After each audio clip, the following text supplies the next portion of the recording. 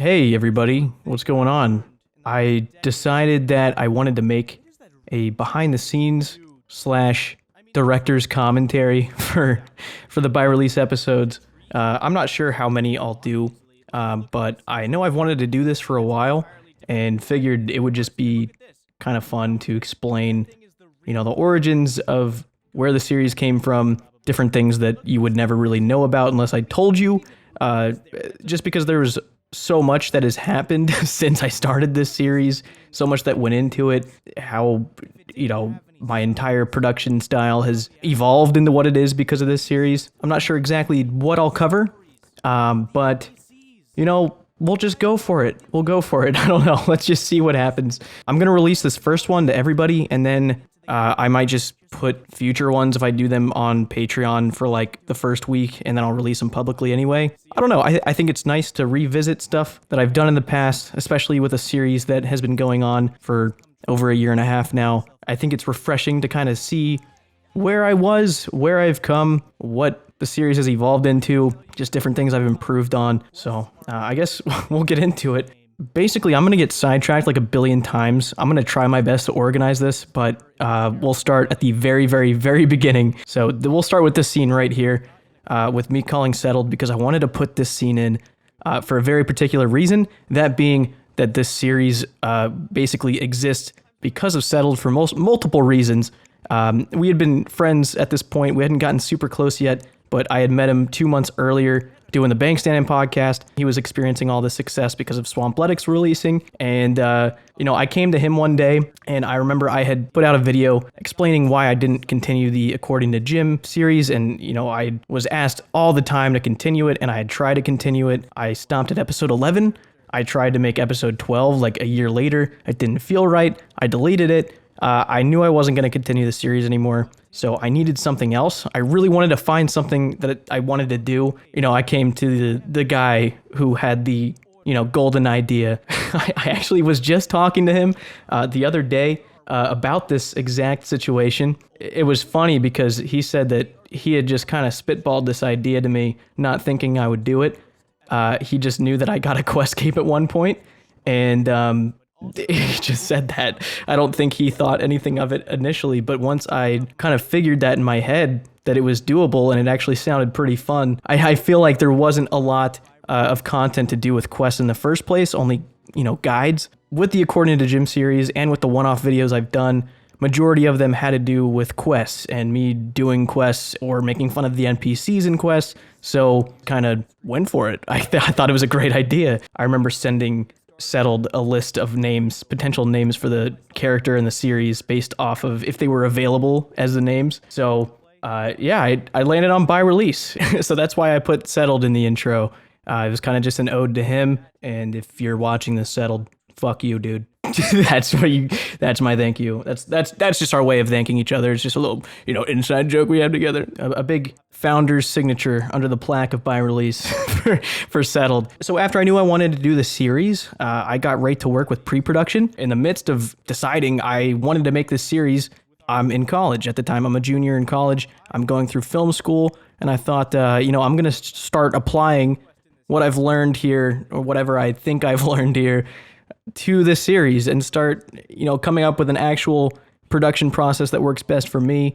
I was just going to treat it as if it was my way of practicing outside of class. I started with pre-production. I did an outline. I didn't even start looking at the specifics yet of dates and all that. It was more so just the basics, and I wanted to write the intro just because I feel like the intro of a series, it's got to have that big jabbing hook. You got to want people to watch it. All I wanted was that first episode to have a 4-minute sequence that really pulled in an audience. So I got to work on writing that script. And when I say writing, I mean literally with a pencil and a notebook, taking it to classes and writing a monologue over and over and over again. That first segment of me saying, if there's one thing I've learned in the last decade of being alive, it's that RuneScape is huge. That whole segment, all the way up until I say welcome to by release, I might have written like 6 drafts of that handwritten, and then I believe I did, for the sake of being able to easily read it into a microphone and transfer it onto a Word document. But I'm glad I did it the way I did. I think it paid off, to say the least. Everyone was pretty stoked about it when they saw it. Those were some great beginnings. It's really fun to look back at that very simple cinematic style that I used. Little pans, little zoom ins to things, covering the basis of the RuneScape environments. It was a really fun intro to make. But once I got the intro done, obviously I needed to start playing the account. And that was a really scary concept to me, because prior to this series, I had only used RuneScape as a medium to make skits and use it for cinematics. I was never really playing the game how it should be played. I had made a few videos on the channel, kind of, noob takes, or girl takes noob to Bandos, all that. Not much else other than that existed of actual gameplay. So this was very scary. This was a scary thing to do, but I was also really excited, and I knew I wanted to approach it in a unique way.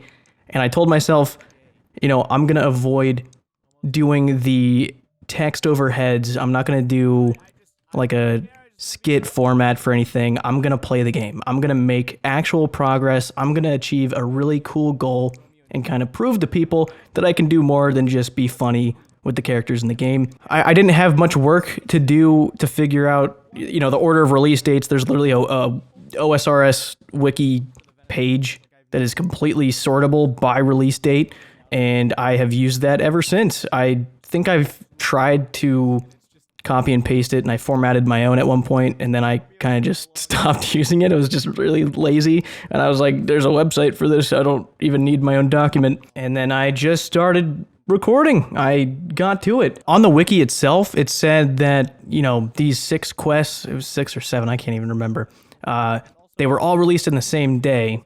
And I didn't really bother doing any further research than that. I figured, RuneScape was released and all these things existed. But I've actually gotten a few people that bitched at me because I didn't look up the fact that Sheepshear was in Devious Mud, which predated Classic. So all of these quests were in Classic at the time of release, but if I wanted it to be truly, applicable to the original sprites and ideas of RuneScape, it would have been Sheepshear, but I've kind of just given myself a pass on that because I'm not doing Devious Mud. Big conspiracy theory out there is that the whole account was ruined in the release order on the first quest ever, which is fucking hilarious. I'm fine if people say that. That's really funny. Because I don't know. There's so many things like that.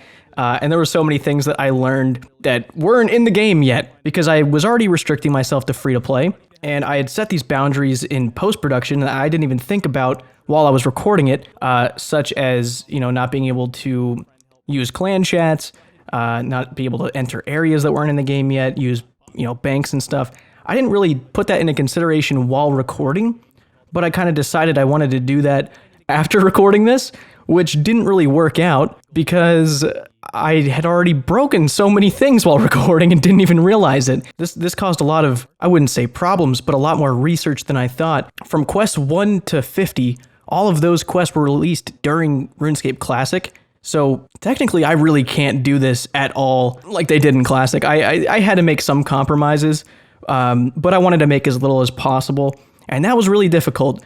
I remember mentioning the whole fact that there was no running in Classic. You couldn't run around and sprint, so everything was slower, but also the scale of the world was a lot smaller, I believe. Everything was way different about the game, so I wasn't too worried about it. I remember I acknowledged all of the things I broke in the second episode that I just didn't really know I was breaking. I was just kind of going for it. I was having so much fun, just kind of playing an account, playing an Iron Man, really for the first time, like taking it seriously. I know I haven't been talking about what's going on screen much, but I'll look at it right now for a second just because this part's hilarious. This person's name is I Do No Quests.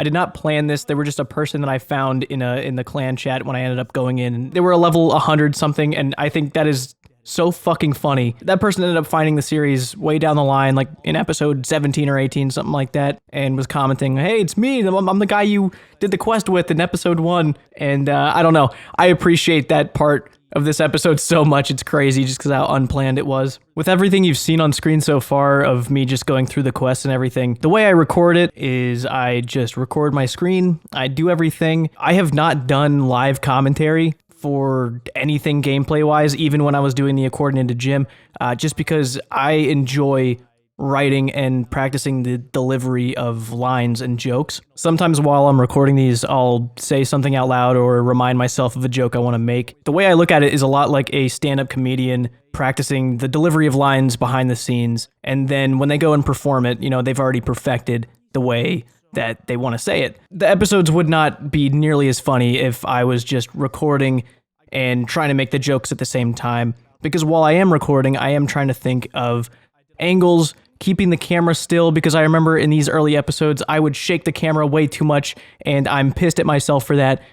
You'll notice in episodes now that I post, I'm trying to keep the camera still when I'm talking to NPCs. I'm not shaking it around as much. At least I try not to. Sometimes I'm just an idiot and can't help it. But I guess during the actual recording process, I'm always focused more on camera work and making sure that I get everything I need, because once a quest is done, I can't go back and refilm something because it happens once and then you can't do it again unless you do it on another account, and I'm not gonna do that on another account.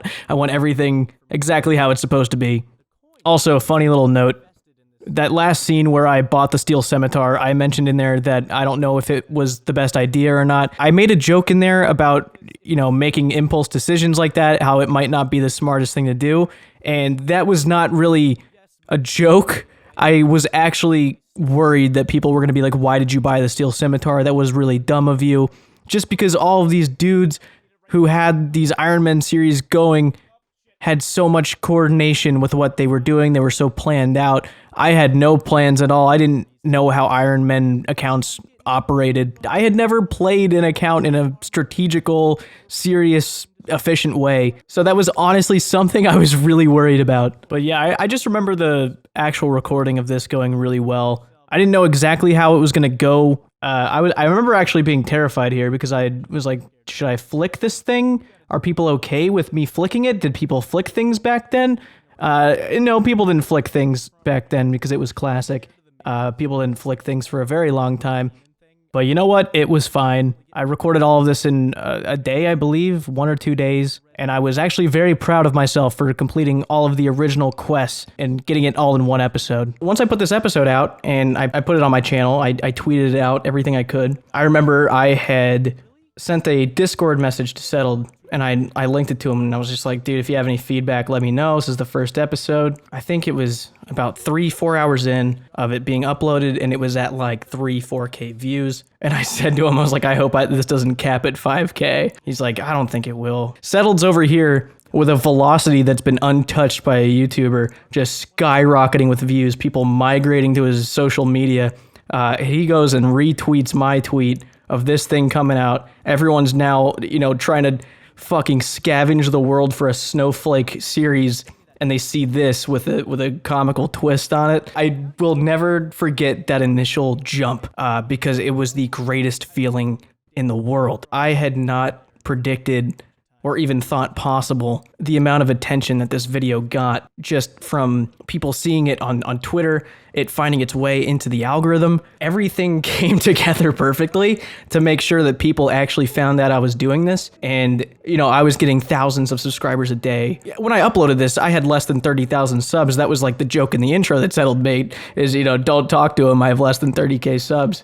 And the comment on that first episode is still there of him saying, you know, just 800 more and I can talk to you. Which is fucking hilarious, being at 162K now and being verified. It's just like such a cool relic on the channel, seeing his comment there. It was a really fucking cool thing to happen.